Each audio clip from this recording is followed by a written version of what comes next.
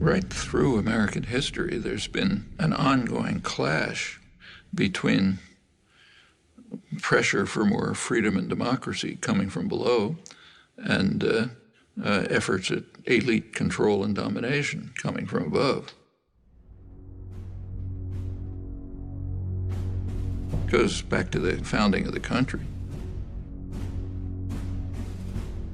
James Madison, the main framer, who was as much of a believer in democracy as anybody in the world at that day, nevertheless felt that the United States system should be designed, and indeed, with his initiative was designed, so that power should be in the hands of the wealthy, because the wealthy are the more responsible set of men.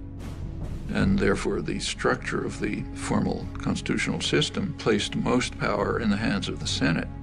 Remember, the Senate was not elected in those days. It was selected from the wealthy. Men, as Madison put it, had sympathy for property owners and their rights. If you read the debates at the Constitutional Convention, Madison said the major concern of the society has to be to protect the minority of the opulent against the majority. And he had arguments. Suppose everyone had to vote freely. He said, well, the majority of the poor would get together and they would organize to take away the property of the rich. And he said that would obviously be unjust, so you can't have that. So therefore, the constitutional system has to be set up to prevent democracy.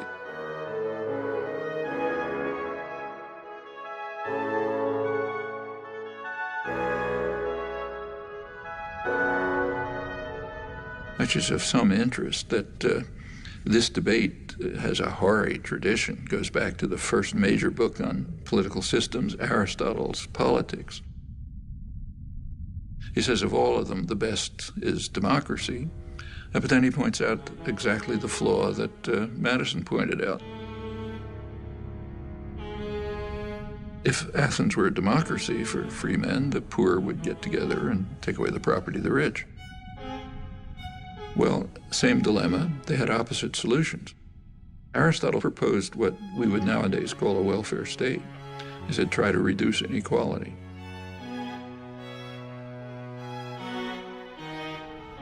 So, same problem, opposite solutions. One is reduce inequality, you won't have this problem. The other is reduce democracy.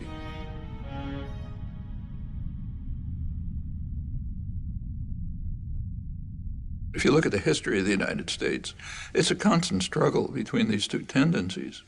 A democratizing tendency that's mostly coming from the population, pressure from below, and you get this constant battle going on, periods of regression, periods of progress.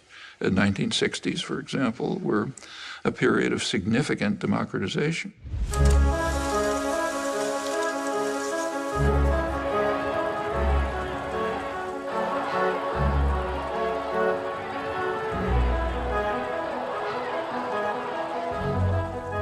Sectors of the population that were usually passive and apathetic became organized, active, started pressing their demands. And they became more and more involved in decision-making, activism, and so on. It just changed consciousness in a lot of ways.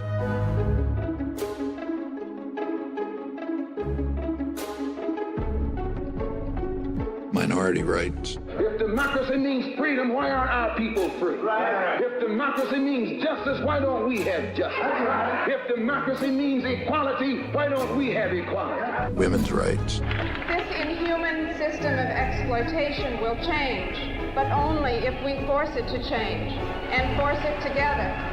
Concern for the environment. A unique day in American history is ending, a day set aside for a nationwide outpouring of mankind seeking its own survival. Opposition to aggression. I'd say to those who criticize us for the militancy of our dissent that if they are serious about law and order, they should first provide it for the Vietnamese people, for our own black people, and for our own poor people.